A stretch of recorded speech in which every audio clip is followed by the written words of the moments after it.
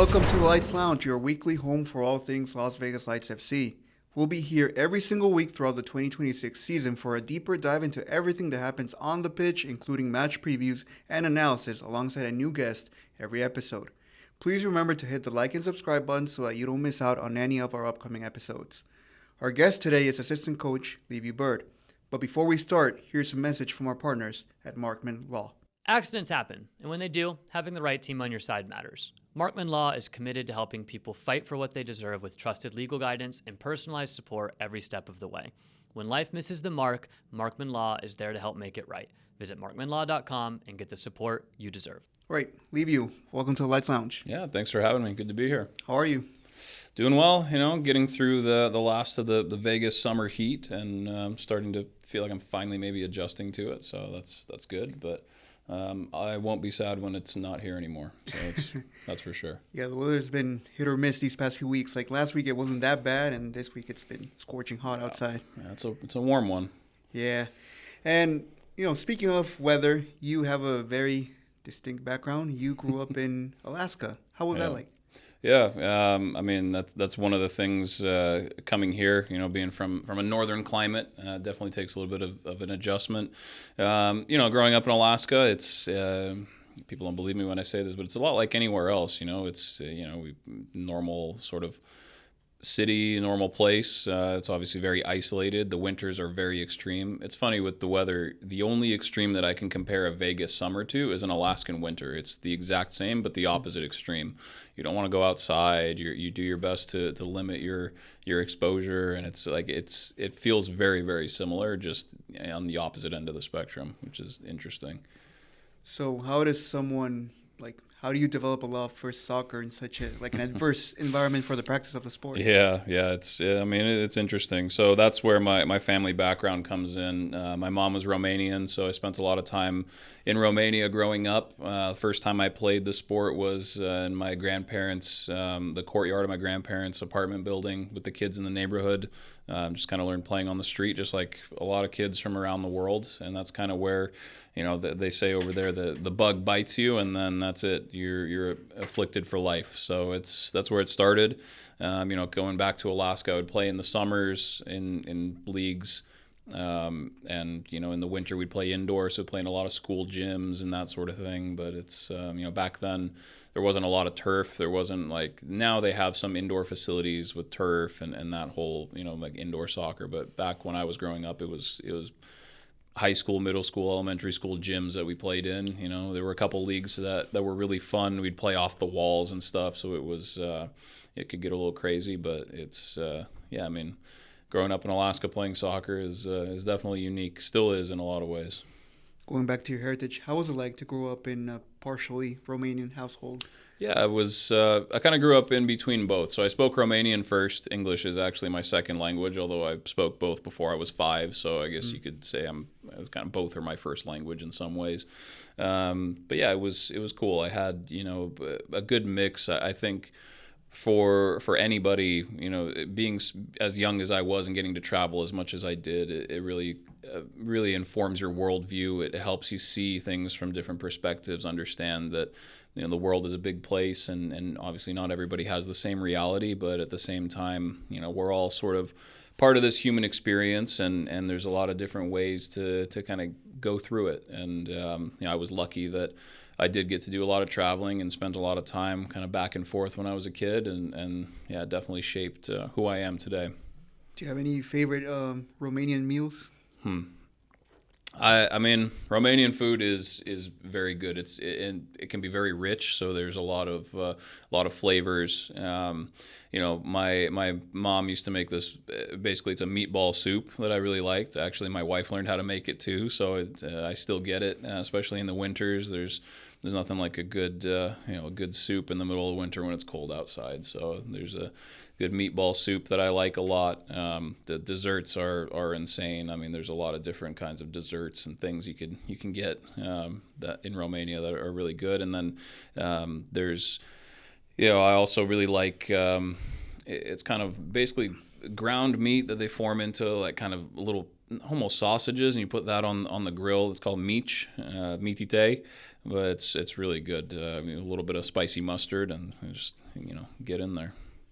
I've heard that Romanian culture is very, very similar to Latino culture. It's very cheerful culture, it's very lively. Yeah, very lively, very touchy-feely in a lot of ways, very like, hey, come here, let me give you a hug. It's one of the things that we say is, as Romanians, is that we're Latin. It's the language is structurally and grammatically the closest to Latin out of any language that's left. We were conquered by the Romans, just like all the other Latin countries in Europe, and it's there's obviously a very Slavic kind of Eastern European influence there as well, because it is geographically right there. There's a lot of similar words and even some of the same words like in the Russian language, but it's primarily it's a very Latin culture. We consider ourselves to be Latin. Would you say that culture, the liveliness of that culture also infects the way Romanians see soccer? Absolutely. Yeah, the way that Romanians experience football is very Latin. It's very fiery. It's very emotional. It's it does affect a lot of that. It's definitely not as cold and calculated as it can be. When you're looking at some of the more like Russia or what used to be Yugoslavia, the Croatia, the Bosnia, Serbia, those countries, it's definitely a lot more toward kind of Italy, Spain, Portugal, kind of those countries. Yeah, I feel there's a greater focus on individual flair and developing a player as a creative force instead of these like very pragmatic tactical systems. Right? Yeah, for sure. You look at some of the individuals that have come out. Gheorghe Hagi's the most obvious example. They call him the Maradona of the Carpathians. So magical left foot, very, again, just a silky, smooth player. Coach of the national team now, so hoping that he'll be able to bring us back to some of our former glory. But it's definitely a good focus on the individual and being skillful. Speaking of, do you have any memories of the 1994 World Cup? So the 94 World Cup, I was 4 years old. I remember a lot of playing in the sand when we were in LA. Actually, when Romania beat Argentina in the round of 16, and two of my brothers were at the game. My parents and we watched the game from I can't remember exactly where, but we were in the LA area somewhere, and I was in the sand, kind of on the beach, playing, and I have distinct memories of coming back in, and we watched the game on TV, and it's obviously that game against Argentina is something that as Romanians we still talk about it a lot, and I have the game on a hard drive. I watch it every couple of years. Like it's definitely the best. That was the golden generation. What a team that was, but it was. It's a shame. Lost to Sweden in penalties in the next round. It's always one of those big what-if moments. If we'd gotten past that game, it would have been Brazil in the semifinal. It would have been a battle. But, that's the way the sport goes. What you kind of know the ins and outs of Romanian soccer. What do you think the nation needs to return to a World Cup? Yeah, it is. It's kind of what you said. There's a real kind of focus on the individual. There hasn't really been a good way to unify everybody and get this real strong collective again. Even the 94 team, if you look at it, was a lot of really good individual players who managed to put themselves in a position where they did everything for the team. And if we can get something like that going again, I see no reason why, Romania hasn't even qualified for a World Cup since 98. Even now with the expanded format, didn't qualify in 26. So, we need something to kind of bring everything together. And, my big hope is that now that Hagi's coaching the national team, that he's going to bring that real positivity. And even in looking at it already in some of his first camps and even in the press conferences, the things that he's spoken about and the way that he speaks about bringing the team together and being, like I said, more of a collective force rather than just individual. I think, hopefully we're on the right path, and it'd be nice to qualify for something again for sure. Yeah, because I guess pre-Bosman Law era, Romanian football, at least at the club level, was a European powerhouse. You had Steaua always making it far in the Champions League. Yeah, it was. We had the famous European Cup final where Ducadam saved 4 penalties against Barcelona. Like you said, there was always a team that would make a little run every now and then. And there was even more recently, like CFR Cluj had the backing of a Hungarian businessman who pumped a lot of money into the club, made a good run, a couple years in the Champions League, played against Roma, played against Chelsea, did relatively well, and ever since then, I mean, it's just been a struggle. A lot of times, it feels like the clubs just can't get out of their own way. There will be. Unfortunately, there's still a good amount of corruption and a good amount of things going on in the country that just aren't conducive to on-field or off-field success, really. So there's a lot of things going on that, if you could find a way to get past it, would be just for the greater good. Going back to Alaska, was there like organized soccer in Alaska? Yeah, so I played rec, growing up until I reached about 9 or 10 years old, and then I started playing on a club team. We had travel teams and things like that. So within the state, there's a decent little ecosystem of clubs. And then once you get into the high school ages, you start looking at teams traveling to, we call it the lower 48, right? The states down south. So you get teams that will travel for college showcases, other tournaments. When I was playing, we had a team called the Alaska North Stars that was kind of an all-star team thrown together from around the state that would go to different college showcases and try to get recruited, and that's how I managed to get out was to get recruited to play in college. And it was in the state. There's a little bit of a kind of a system and local leagues and that sort of thing, but the real action happens when you can get those teams and get them to travel outside and get to some of these competitions where you're trying to get recruited to play in college. Toronto, Montreal, Vancouver, they play in MLS. Logistically, I know the distance between, let's say, Fairbanks or Anchorage, Alaska, to Vancouver is probably like 3-4 hours. Do you think it would make sense, like, since we have Canadian clubs in American leagues, if maybe one day we have an Alaskan club playing in the CPL? I've thought about would there ever be a team maybe in Anchorage playing in the USL? There was back in the NASL days. There was a team in Honolulu that played in the NASL. That's even farther away from the mainland. Anchorage is about a 3-hour flight from Seattle, or about a 3-hour flight from Vancouver. They're both right there. Even for the CPL, it's very isolated. I mean, you think about flying from Halifax to Anchorage, it would take, it's 4 time zones difference and probably a good 12-plus hour travel day. So it would be a lot for a team to compete either in the CPL or in the USL or any other league. But again, to go back to it, if there can be a team in Honolulu, then why can't there be a team in Anchorage in the USL, for example? I think that would be, or even there is a university there. There's an indoor facility with a full size field. Can we get a college team in Alaska?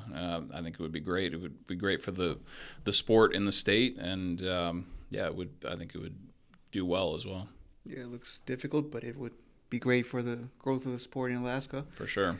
But for now, it seems like the only way you can take soccer seriously is if you leave. So once you left, where did you go? Yeah, unfortunately, that's kind of the way it is. I went to, first I was trying to get recruited to a 4-year school and had, aspirations of playing Division I, which going straight from Alaska, from Anchorage is maybe doable, but I grew up in Fairbanks, which is in the middle of the state, so even farther away, smaller town.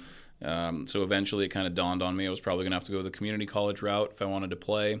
So I looked for schools in Washington and the Seattle area that were, it's far enough away that I would be away, but also close enough that, 3.5 hour flight. It's not that far from home. I could get home if I wanted to go. So I went to a community college called Highline Community College at the time. Now it's just Highline College because I think they have some 4-year degrees as well. But played there for 2 years. Played for 2 years at Seattle Pacific University and managed to get out and play college soccer. You also played for the Kitsap Pumas and the North Sound Seawolves back in, I think USL League 2 was not it was USL League 2. It was like called PDL? the PDL, but it was it's the same league. The Pumas are interesting. So the Kitsap Pumas in Kitsap County out on the Olympic Peninsula in Washington, that's where I still live there. I started after my freshman year. Went to the tryout. It was back then the USL ecosystem wasn't what it is now. There was no League One. There was no, championship. I think the USL was a collection of 6 or 8 teams on the East Coast. There really wasn't anything on the West Coast. So somebody, the guy who owned the team, his name is Robin Waite. He was part owner of the Sounders when they were in the USL. This was the same year that the Sounders started in MLS in 2009. He started this USL club just across the water in Kitsap. The idea was that if and when the USL expanded again to the West Coast, that they would look at potentially playing in that league. So it was basically a professional team playing in an amateur league. So players got paid, not very much. But I went to the tryout just basically as a way to sort of stay in shape in the off season after my first year of college. And they were like, hey, you're pretty good. What's your goal here? What do you want to do? And I was like, well, I don't know. I mean, I don't want to give up my eligibility to make a couple $100 a month. So I basically trained with the team for a couple of years, a couple of summers when I wasn't in school. And that's kind of where that started. I started with them in their first year as basically a training player. Mm-hmm. And then, went through to the point I did go away. And when I was in Seattle, playing at Seattle Pacific, I played for the North Sound Seawolves for a year, moved away, for a little bit, and kind of lived in a couple of different places, and then ended up coming back to Washington. And I took a job as the goalkeeper coach with them, with the Kitsap Pumas, and ended up being the head coach a couple of years later. So I went from being a training player on the very first team that they had, and I was their last head coach before the club folded. So it was a little bit of a full circle moment. It was interesting, but I have a lot of fond memories of that club. I always say that I wouldn't be where I am now without the Kitsap Pumas for sure. And I, again, I still live right there, just a few miles away from the field where we played. So it was definitely an influential time in my life, both as a young player and then also, transitioning into my coaching career as well. With all the experience you earned, you gathered playing in PDL and also in college soccer, did you ever consider the possibility of going pro? Yeah, I think if the landscape had been what it is now with a bunch of USL 1 teams, championship, the league's expanding, I think I would have had a better chance. If I'm perfectly honest, I don't know that I was ever good enough to play professionally at any level, but I would have had more of an opportunity, more of a chance if there were, like right now there's League One clubs in Spokane and in Boise, which are right there. There's another one coming in Oregon next year. So I think if that were the case, if that were the landscape, I would have had a better chance to do it. As it stands, or as it stood then, it was always going to be difficult.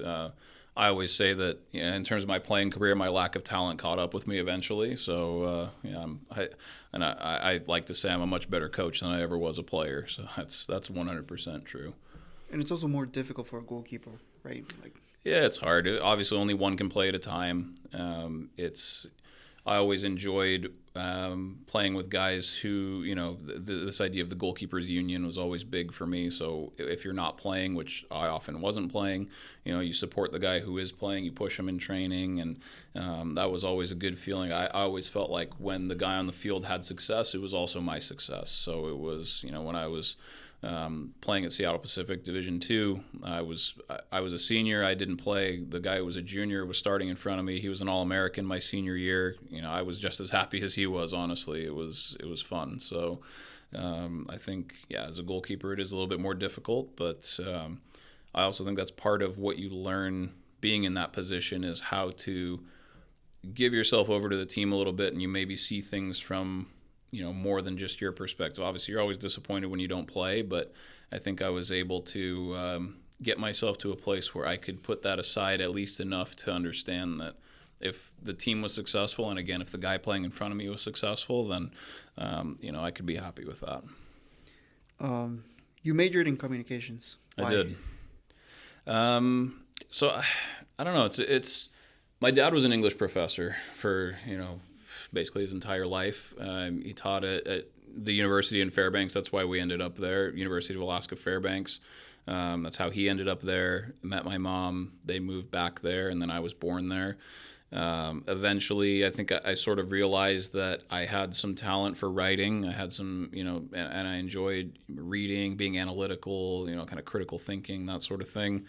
But I was also a very rebellious kid, and I always said, like, oh, well, if English is what my dad does, I don't want to do what either of my parents does, so there's no chance I was going to be an English major. So I sort of stumbled into, it was the coach at Highline, Jason Prenovo, who's still a very good friend of mine, good mentor. He coaches at the youth club that I coached at in Washington as well. I coached with him after I finished playing for a couple of years, which was a lot of fun. But he basically said, he was like, look, our journalism program's pretty good. We got a good student newspaper. Why don't you try it? So I did, and I sort of, that was where I got hooked. So I could use those skills that I sort of already had, and but I didn't have to be an English major, so I could say that I was doing something similar, but I also, again, wasn't doing what my parents were doing. So ended up really enjoying that side of it, and ended up majoring in communications and with a kind of an emphasis in journalism. Did you ever want to consider the possibility of becoming a broadcast journalist or anything like that, or just the writing part? Yeah, broadcast I didn't really do. I would do some podcasts and things like that, but I never really got into being in front of the camera. It just wasn't really. I don't know. Broadcast wasn't really the emphasis that I had. I did a lot of writing, and that was that was where I thought more of my talent was. So that's what I ended up doing a lot more. You wrote for the New York Times, for Sports Illustrated, The Equalizer, many other media outlets. Yeah. What was that like? Yeah, it was fun, man. That was my after I finished playing, that was kind of how I thought I was going to stay involved in the game. I always coached too, so I was coaching a youth team, or I would help with camps or clinics, or I would I coached at one point. I had a U8 team in a club that I was coaching over a fall season, so not for very long. But yeah, I always I enjoyed it. I got to travel again, see a lot of good games, interview a lot of interesting people, both in person, on the phone, whatever. And yeah, I got to do a little bit of work on that side of it. It was it was all freelance, so I was never full time anywhere technically. So anything that I did was kind of freelance journalism. But honestly, I have friends in the industry, and I have a lot of respect for people who've stuck it out. It was eventually got to the point where I mean, you can see the way that the world is going now with the technology, and it's kind of traditional written journalism is unfortunately not what it used to be, and it's really hard to make a living doing that. And it got to the point where I was coaching and I was writing, and there was a lot more career potential as a coach, both in terms of what I wanted to do, but then also how much I was making, to be honest, because eventually you have a family, you lose the right to be selfish. You got to stop thinking just about yourself. And I decided, well, coaching is I can have an effect on the game. I can see where this takes me. I can try to do some pretty cool things, just as I had done on the writing side, and decided I think it was 2015 was when I went full time into coaching. You also had the opportunity to work with Grant Wahl, who is arguably the greatest American soccer writer of all time. What was that experience like? Grant was first and foremost a spectacular human being. Even when I was in school and writing stuff, writing for various blogs or whatever, just putting stuff on the internet about soccer, he was very supportive. He saw kind of what I did and my playing background and the way that I wrote about the game as something that didn't really exist at the time in American soccer journalism. And he encouraged that. We'd meet for coffee whenever he was in Seattle. We'd have great conversations, and then eventually when I got out and decided, I want to do this, he was a great resource for me. Eventually, did get to work with him at Sports Illustrated, which was great. Having weekly calls with him. Brian Strauss, who's another big name in American soccer journalism, was also there. Brian's still a good friend of mine. Talk to him a lot, and the three of us, it was fun, man. It was a great team. And then, Grant, again, everybody knew his talent for writing, but I think what came out after he sadly, passed away 4 years ago in Qatar was just how he supported all the people who, the little people, so to speak, people who had no, he didn't have to. He didn't have to take the time to talk to me. He didn't have to take the time to be supportive. Nobody would have known. Nobody would have known if he did. It was just something that he did because he was a great person. And honestly, I miss him every day. He was when I decided to stop writing, I remember he was the one who called me and tried to convince me to stay. He's like, no, you got a talent for this. Like, let's just give it a couple more years. You never know where this is going to go and what Sports Illustrated has coming. And like, he kept me on the phone for 45 minutes just trying to convince me to stay. And I eventually just had to be like, look, man, I've already made my decision. I'm really flattered, but yeah, this is I've already made my mind up. But even after that, he had me back on his podcast a couple of years later to talk about my coaching journey and how things were going. And, we'd stayed in touch. And I think the last time we talked was a couple of weeks before the World Cup in Qatar. We would still talk. And even if we were in the same city, we'd still meet and hang out. But yeah, just that's my big memory of Grant is obviously he was great at what he did, but he is just a great person. I've had the pleasure to spend some time with his brother Eric since then, and I had him out at a game that I was coaching a couple of years ago, USL2. He's come to a couple games, and we still talk. But yeah, Grant was he was a great guy. Yeah. So 2015, that's when you make a full transition to coaching. That was it. I started at a small club in Western Washington, again, out in Kitsap County where I live. It's called Bainbridge Island FC. I took 2 teams there. They're kind of, let's say that there's 3 or, multiple tiers of club soccer in Washington. The top tier being like Sounders Academy, the next tier down being ECNL with some of the bigger clubs in the state. And then underneath that, you have kind of a state league with smaller clubs. So I kind of started in that bottom tier with them. Some good players in that club. I had a U14 team that I really enjoyed coaching. Kind of got a sense that I could take a team of kids of various talent levels and sort of form them into playing the way that I see the game and kind of helping them develop individually and collectively. I spent a couple of years there. From there, I joined a club that's kind of in that next tier up at Seattle United. Coached there for 2 years in the state leagues. This is before ECNL got really big in the state of Washington. And then when my daughter was born, I moved to a club that was closer to home, still in that same league. Stayed there for a year, and then from there got an opportunity to go to MLS when I was with the Columbus Crew as a video analyst for a season in 2020, which ended up, obviously that was the COVID year. So started out thinking that, it was a normal year like any other year. This is cool. It's my first year in pro soccer, and then COVID hits and everything changes and things get really weird for a while. We ended up winning the MLS Cup that year. But again, because everything had been so weird and we were away from home living in Ohio, I had a daughter who was 3 years old at the time, and we sort of decided, let's go home and kind of regroup a little bit.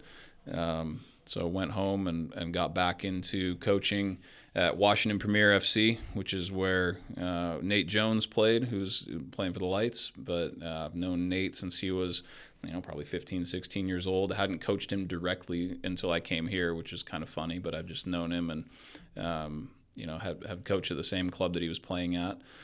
And, from there, was at Washington Premier for a couple of years. And then last year went to Oakland Roots in the championship. And then now I'm here. So it's been an interesting time so far, for sure. Yeah, what a journey. Yeah. Who have been your coaching references?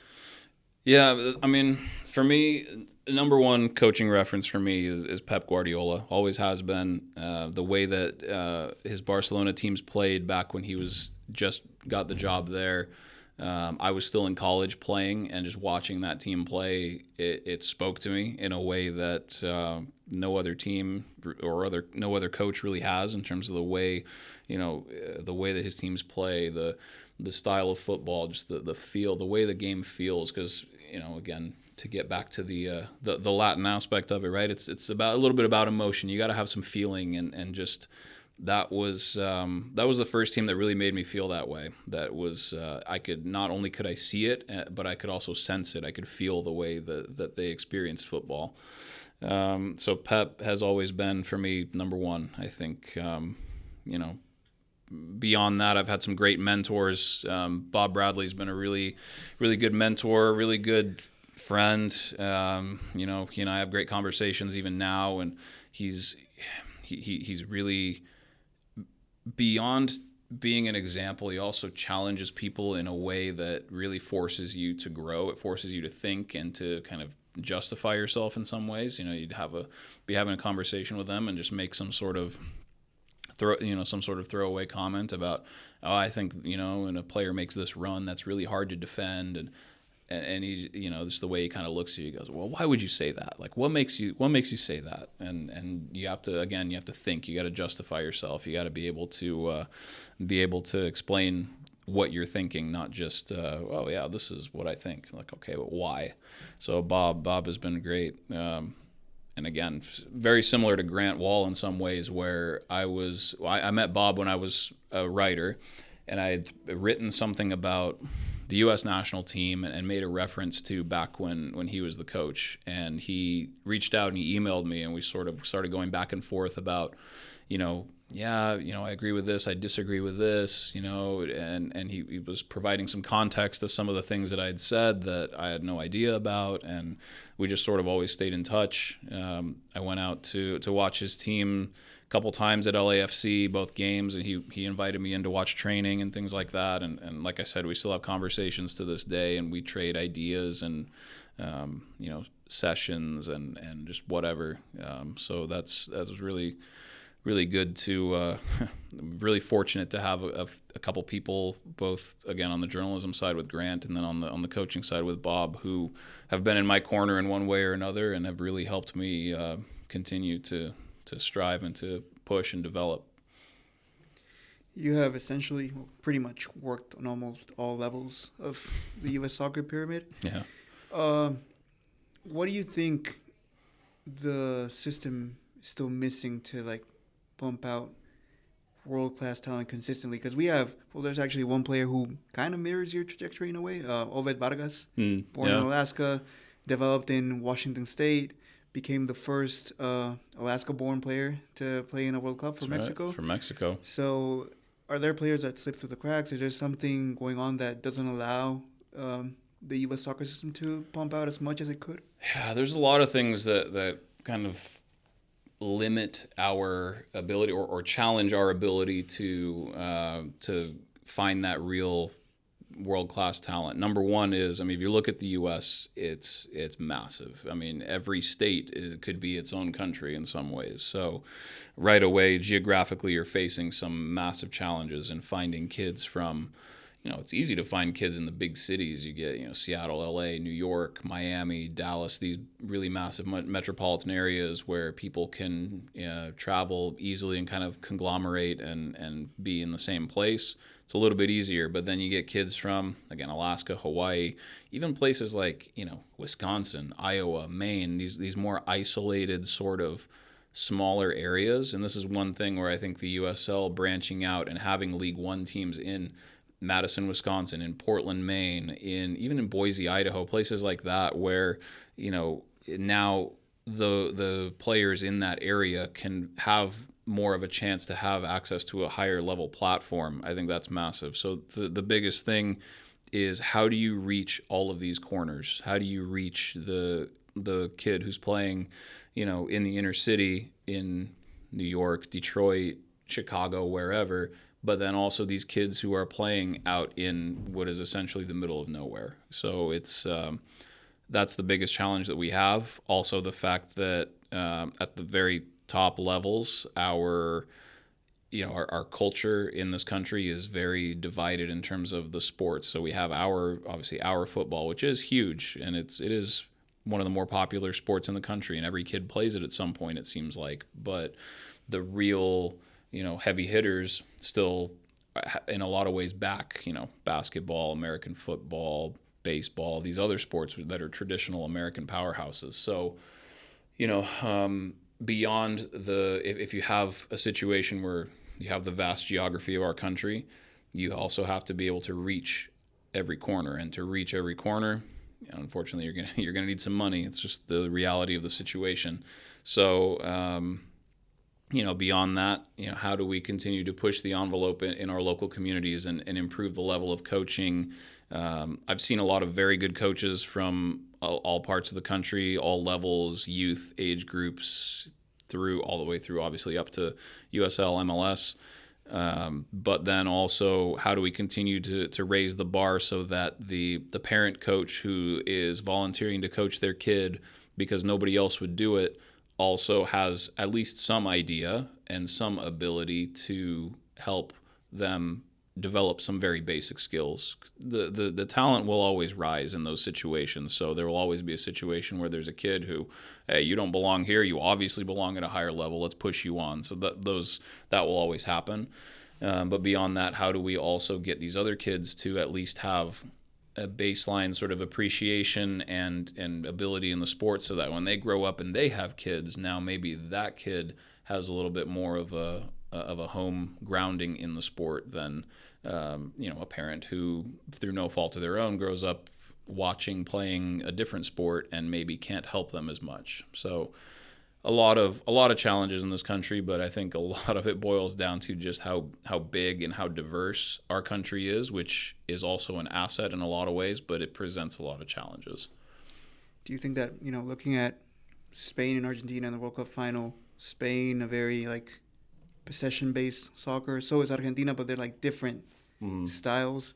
One comes out of a system of repetition, because in Spain, the foundations are incredibly important. Yeah. The tactical expertise. They try to build that into a kid, from when he's a cadete, when he's a little kid. And in Argentina, there's more of a street soccer focus. Yeah. Where it's you kind of learn naturally. It's you talent learn through emerges. doing. Yeah. And do you think that what happens here is that, especially in younger categories, there is less of an emphasis on tactical, know-how and technicality, and there's more of a focus on physicality, and that kind of hurts? I think so. I think if you look at a lot of the youth clubs around in our country, and I think sometimes there's, from the top, so whoever's in charge of the club needs to have a good understanding of what kids at each age need to learn. And yeah, I mean, it's easy to pick the bigger, faster kid because they will stand out at the younger ages. They'll help you win games when you're 10, 11, 12 years old. But then by the time they're 15 and 16 and everyone's caught up to them physically, now that player is no longer superior, but they also haven't really learned the other side of it. They haven't learned the technical aspects. They haven't learned how to pass a ball, control the ball, how to find space, how to do, how to have awareness. 'Cause if you have those physical, gifts, you just don't have to at those ages. It's just always there for you. So I think a lot of the times, focusing on these aspects of problem solving, of again, where's the space? How do we exploit? How do we solve different problems on the field? It's obviously a different problem if you're playing against a midfield that has 4 players versus a midfield that has 3 versus, are they playing 4 in the back, 3 in the back? How do we expose kids to these different situations with the understanding that everybody wants to win anytime you step on the field, and you should. The point of the sport is to win. The point of the sport is to score more goals than the other team. Never want to take that away. But also with an understanding that you have to learn how to play. You have to learn how to solve these problems in a way that when you are 16, 18, 22 years old, now you're able to play against players who physically are just as just as competent as you are, and now the difference is made in the way that you manipulate the ball and the way that you play, but then, up here, how you see the game, how do you read situations, and how do you solve different problems that are presented to you. I guess with the crew, you had an opportunity to really feel that you were with a club that kind of respects those ideals of okay, we want to win, but we also want to win well. Because even before Wilfried Nancy, it was always a team that tried to do things differently. So how was that experience like? So when I was there, Caleb Porter was the head coach, and Caleb was somebody who I had met when he was in Portland coaching the Timbers. And in a lot of ways, if you look at the way, obviously, that Pep Guardiola, his teams play, Caleb is another guy who really, sees that as an influence, and he and I have always seen the game very similarly.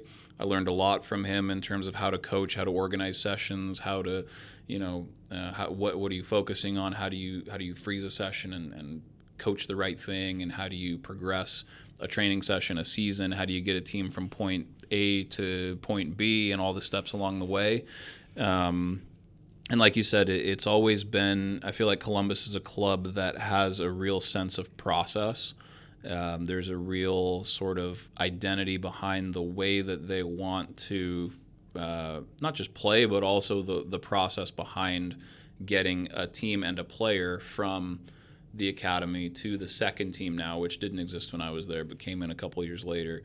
And then obviously up to the first team, and now you look at the guys that look at Middlesbrough just signed. Aidan Morris was already there, Columbus Crew homegrown player. Sebastian Berhalter joined the club, Columbus Crew homegrown contract player, and then you got Max Arston who also went there. So those three guys who came up through very similar upbringing in the same club that now are playing also at the same club in England. And both Aidan and Sebastian were there when I was there playing for the first team. So it's like you said, that Columbus has always been a club that has a real sense of that process and the way that they want to develop a playing style, develop players that fit that playing style, but then also it helps the club because now these players go on and they get to the level where now they can make the club money because they're getting sold and they're that sort of thing. So it's also attractive to now other players I want to go there because look at where their players end up. So it's I enjoyed my time at that club a lot. It was a great spot. And even though things didn't pan out as expected, the fact that Wilfried Nancy was fished by a European powerhouse like Celtic, it also speaks volumes of how highly regarded the Crew is in markets outside of the U.S. Mm-hmm. Yeah, and again, Wilfried is another one who, if you look at the way that his teams play and the way that his Columbus team played, very, juego de posición, positional play, again, very Pep Guardiola influenced, Pep Guardiola, Johan Cruyff before him. It all, obviously, a lot of this goes back to what Cruyff was doing and has kind of evolved with the game. But a lot of the ideas started then. And, I think... again, it's always been a way of experiencing the game that has spoken to me more than any other. So it's been cool to find these different pockets of American soccer where we all kind of feel the same and can sort of try to try to use that kind of style of play to affect the players here and to kind of carry through the American player because there's this notion that you need to have the best players to play the way that Guardiola's teams want to play, and it's simply not true. You can do it with any set of players. It's just how do you focus on, what do you focus on, and how do you get them to play collectively? It is possible. After several coaching jobs around the country, you now find yourself in the lights. How did this opportunity come to you? Yeah, last year when I was in Oakland, I coached with Benny Failhaber, who is another played for Bob Bradley, obviously in LA. Benny and I, we still talk, and he's also a good. I've always enjoyed my conversations with him. I'd consider him a good friend and colleague, and I'd love to work with him again at some point. But in the off season, after we came in June in Oakland and signed through the end of the season.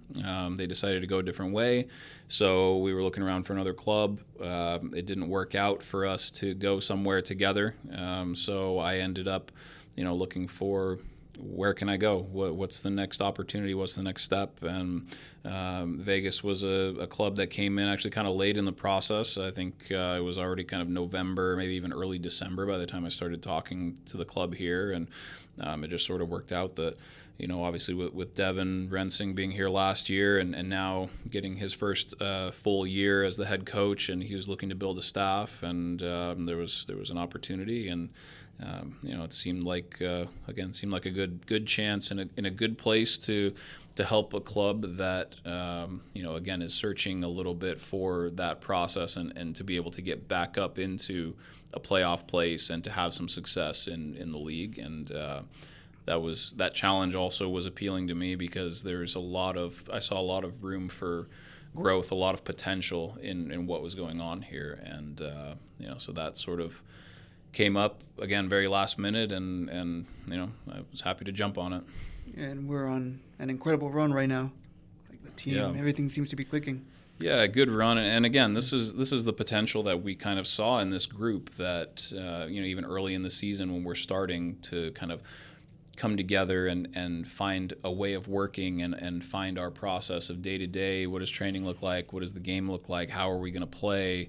The different evolutions that you go through in a season that kind of brought us to this point. It's been it was a process that started back in January, obviously even before that when we're talking about building the roster and things like that, but something that we've sort of been trying to hit on all season, and finally it clicked a few weeks ago for us, and we're in a good place right now. We're hoping to continue that run, and I would say we've done very well recently, and and Devin likes to say, and he's right, and we haven't done anything yet. We need to make the playoffs. That's the goal. And right now we've put ourselves in a good position. But the one thing about success and winning games is that the only thing that it really does for you is it makes the next game even more important. So right now we're in a position where every game feels like the most important game of the season. So it's but at the same time, that's why you do this, right? You want that pressure. You want that kind of feeling as a coach, as a player, that you are playing in important games, and that's why we're here, to be in those important games and to hopefully succeed in those moments as well. This weekend we travel to Lexington, but once we come back, we'll face Charleston Battery over here at Cashman Field. It's throwback night, so we're gonna do a little bit of an 80s, 90s pop culture type theme night. Is there any movie or song or anything from that, the culture of the era that you find remarkable? I'm a 90s kid, so I was born in 1990. Not to age myself or anything, but I was born in 1990. I grew up in the 90s. It was a great time, great time to be a kid for sure. A lot of the classic movies, I've still like the 90s alternative grunge, like that's my jam. That's what I listen to. Nirvana, Pearl Jam, Stone Temple Pilots. You get a little bit more modern when we start talking about like Red Hot Chili Peppers and Blink 182, those kinds of bands. But yeah, the 90s, man, I don't know if you can say that you miss these moments. Like, it's just the way life goes, right? You evolve, you move on, and you got to grow up. But being a kid in the 90s was fun. It was great time. Yeah. Well, I'm a 95 kid, but so I didn't get to experience that much. But it's still, I remember like movies and some songs, and it was a great time. I always say in Alaska that we've always been about a decade behind. So like if being born in 1990 was almost like being born in 1980 anywhere else. So it's I feel like I got a good taste of what the 90s were like, even though by the time I was conscious of everything, it wasn't, it was the year 2000. But in a lot of ways, we were still in the 90s up in Alaska. Two final questions as we wind down this episode. First of all, is there any moment in your career that you consider pivotal on a personal or a professional note? Yeah, there's a couple. So winning an MLS Cup in 2020 obviously is massive. It's one of the biggest moments in terms of a result that you get to kind of the top level of the sport in terms of MLS is the top league in the country, and to win an MLS Cup was something I'll never forget. In terms of on the coaching side, there's little signposts along the way that make you feel like maybe I'm okay at this. Maybe I do know what I'm doing. One of the ones for me, a big one, was in 2016 when I was coaching with the Kitsap Pumas. I was an assistant coach. We were in the U.S. Open Cup third round, played at Sacramento Republic. We ended up winning. It was a crazy game. We won 3-1. All 4 goals were scored between the 60th and 65th minute. So yeah, it was a wild game. But we ended up winning, right? And we ended up playing the Sounders first team in the next round. We lost that game. The talent gap between what was then the PDL and MLS, obviously huge. But that was one of those where you kind of go, I think I might be okay at this. Even this year, having little moments where I'll have an idea and for a training session, and let's do this. I think this is going to run like this, and it's going to do. And then you go out on the field and you run it, and it goes well, and you go, okay, like that actually went pretty well. So these little signpost moments where it just kind of gives you some encouragement to keep going. I've had a few of them. Some of them aren't massive. Some of them are very small. USL2 as a head coach, making the playoffs in 2023 when I was coaching at Ole Town FC. It's now FC Olympia.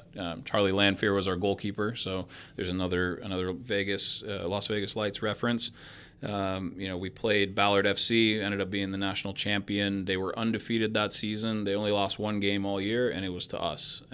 We just little moments, little decisions that you make as a coach.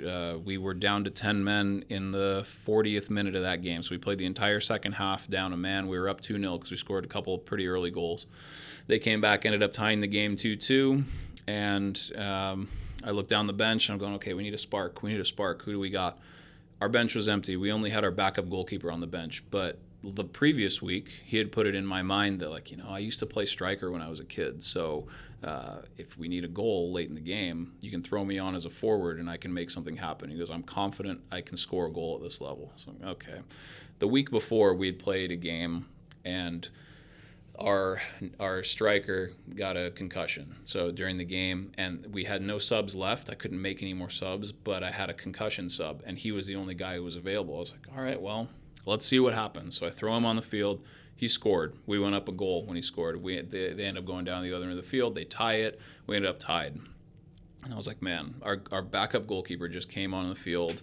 Dante Perez is his name. So, Donnie, if you're watching this, I'll throw your name out. But I can't believe that just happened. So this is all going through my mind during the Ballard game. We're sitting there. It's 2-2. It's late in the game. We're tired. We're down a man. Again, I look down and I go. The thought that went through my mind is I literally go, I wonder if lightning can strike twice. So I go, hey, come on, get out there. Let's see if you can do it again. Sure enough, he gets on the field. We go down on a counterattack. Ball goes down the right side. Cut back. He's there. Finish. He scores, we win. It's a stoppage time goal. And again, just little moments like that where you go, having the courage to make that decision and having, the thought process that goes through it. And you never know. Is it going to work out? Is it not? But those are little moments where, as a coach, I kind of sit there and I go, okay, maybe for some reason, maybe I'm wired in a way that these things sometimes it works, so maybe I do know what I'm doing in this job. So those are some of the moments. Final question, where do you see yourself in 5 years? If there's anything I've learned in this sport, it's that you never know what's going to happen tomorrow, let alone 6 months from now, let alone a year or 5 years from now. I can tell you my goal is that at some point I do want to be a head coach. I think I have the capacity, the skill set, the ability to do it at this level and be successful. So I think, my goals, my path, kind of what I want to do, I'm gearing myself toward that. Who knows? I mean, if I try it and it doesn't work, then it doesn't work. I can always go back to being an assistant. I do love my job now. I love, kind of the aspects of being an assistant coach as well, or go back and coach youth. I'm more than happy to do that as well, being involved in the game. eventually I would like to get an opportunity to be a head coach at the professional level, and I do think that I can do the job. So, that's, again, do I see myself there in 5 years? Maybe that's too soon, but I'm hoping that at some point that will be a reality. Nice. Well, Liviu Bird, thank you for being on the Lights Lounge. Thanks for having me. And for our fans, friendly reminder, this weekend we play in Lexington, but next weekend we have our throwback night match against Charleston Battery FC. It's August 29th. We have a promo right now, $7 off tickets because of our 7-match unbeaten streak. So you have until Thursday night to seize that